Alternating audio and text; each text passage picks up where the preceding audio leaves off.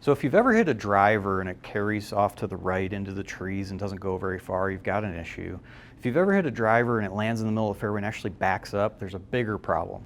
On the downswing, the angle of attack can be too far down if you spin the ball too much with your driver, but also you have another problem. The angle that you actually loft the ball on, or this angle of the club face, is too high in the air. That difference between those arrows is called spin loft. This is the important part you want to remember.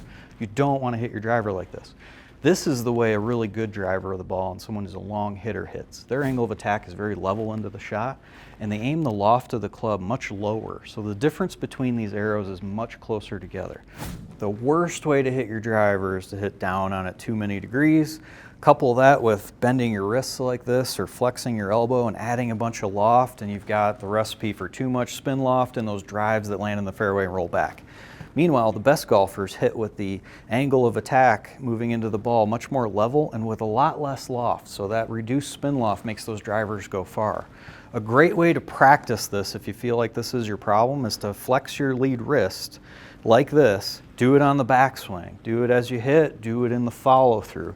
What you're always doing then is reducing the amount of loft you have on your driver to lessen that shot. So here's a good way to practice it. Slow swings, flexing your wrist, punching the ball. They should fly really low. Now ultimately your driver should launch at 13 degrees, have about 2,500 RPMs of backspin. That'll give you a really nice drive. The best way to know if it's your swing form and the spin loft problem, or if it's the golf club that you're using, is to find a GOLFTEC coach near you to get your equipment measured and your swing.